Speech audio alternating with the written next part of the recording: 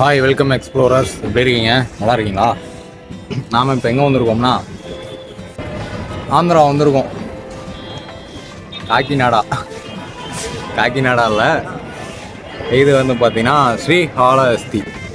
அதாவது பஞ்சஸ்தலங்களில் இது ஒரு முக்கியமான ஒரு ஸ்தலம்.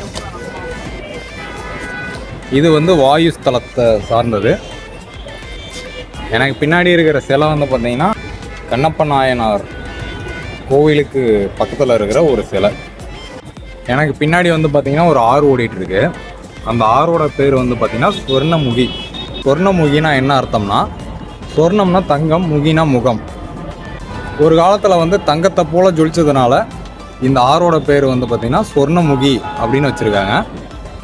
இந்த ஸ்தலத்தோட முக்கியமான பேர் வர காரணம் என்னென்னா ஸ்ரீ காளஹஸ்தி. ஸ்ரீனா சிலந்தையை குறிக்கும், காலனா பாம்பை குறிக்கும், ஹஸ்தினா யானையை குறிக்கும். இந்த 3 ஜீவன்களும் வந்து பார்த்திங்கன்னா சிவனுக்கு வந்து அபிஷேகம் செஞ்சு உயிரிழந்து சிவனோட மனசில் இடம் பிடிச்சி, அதனால் இந்த ஸ்தலத்துக்கு வந்து ஸ்ரீகாளஹஸ்தி அப்படின்ற ஒரு பேர் வந்தது. இன்னொரு விஷயம் என்னென்னு பார்த்தீங்கன்னா, இந்த இடத்துல தான் சிவனுக்கு வந்து மாமிசம் படைக்கப்பட்டது. அவர் கண்ணிலேருந்து ரத்தம் வந்தது. அப்புறம் கண்ணப்பர் வந்து பார்த்திங்கன்னா அவரோட கண்ணை எடுத்து சிவனுக்கு பொருத்தப்பட்ட இடம் கண்ணப்பர் கோயில். ஆக்சுவலாக நம்ம இந்த இடத்துல இருந்து பார்க்கும்போது காளஹஸ்தி கோயில் வந்து உங்களுக்கு தெளிவாக தெரியும். அப்புறம் ஸ்வர்ணமுகி ஆறும் உங்களுக்கு நல்லா பளிச்சுன்னு தெரியும். தெரியலன்னா நானே ஒரு வாட்டி தனியாக காட்டுறேன். காளஹஸ்தி ஈஸ்வரர் கருவறையில் வந்து பார்த்திங்கன்னா ஜன்னலே கிடையாது. ஆனால் தீபம் மட்டும் காற்றில் ஆடிக்கொண்டே இருக்குமா. காரணம் என்னன்னு கேட்டிங்கன்னா, இது வந்து வாயு தத்துவத்தை குறிக்கிறதாம். இது ஒரு ராகு கேது ஸ்தலம். ராகு கேது கிரகங்களால் கஷ்டப்படுறவங்க வந்து இங்கே வந்து வழிபாடு செய்வதன் மூலயமா அந்த ராகு கேதுவோட துன்பத்தில் இருந்து விடைபெறதா சொல்கிறாங்க. இப்போ வந்து பார்த்திங்கன்னா வெள்ளியங்கிரியை பொறுத்த வரைக்கும் தென் கைலாயம் அப்படின்னு சொல்லுவாங்க. இதை வந்து காளஹஸ்தியை வந்து தென்னகத்து காசி அப்படின்னு சொல்கிறாங்க. 63 நாயன்மார்கள், அதில் ஒருத்தர் தான் திண்ணன். அவர் பேர் தான் இப்போ வந்து கண்ணப்பராக மாறி இருக்கு.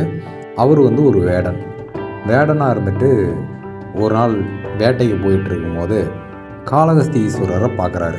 சரி, கடவுள் பசியோடு இருப்பார் அப்படிங்கிறதுக்காக இவர் என்ன பண்ணார், வேட்டையாடிய மிருகத்தை, அதாவது பன்றியோட இறைச்சியை சுட்டு சுவை பார்த்து, அதாவது எது சிறந்ததாக இருக்குது அப்படின்னு சுவை பார்த்து அதை கொண்டு வந்து படைச்சிருக்கிறாரு.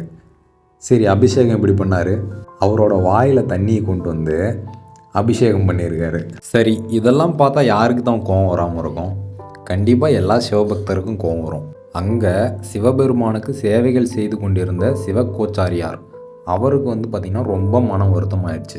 அதை சொல்லி சிவபெருமானுக்கிட்ட வருந்திக்கிட்டு இருக்கும்போது இறைவன் வந்து, சிவகோச்சாரியார் நீங்கள் வந்து பார்த்திங்கன்னா ஒளிஞ்சிருந்து பாருங்கள் என்னோடய திருவிளையாடலை அப்படின்னு சொல்லிட்டாரு.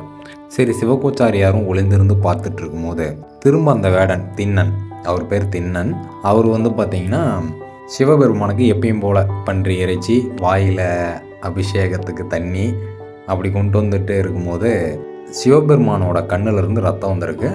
அந்த ரத்தத்தை பார்த்து பொறுக்க முடியாத கண்ணப்பர் வந்து என்ன பண்ணார், மூலிகை வைத்தியமெல்லாம் பண்ணி பார்த்துருக்காரு. ஆனால் அப்போ கூட சிவபெருமானோட கண்ணிலேருந்து ரத்தம் வர்றது நிற்கலை.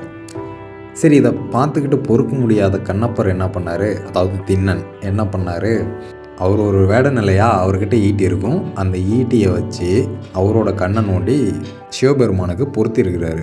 சரி, ஒரு கண்ணை பொருத்தினதுக்கப்புறம் இன்னொரு கண்ணில் இருந்தும் ரத்தம் வந்திருக்கு.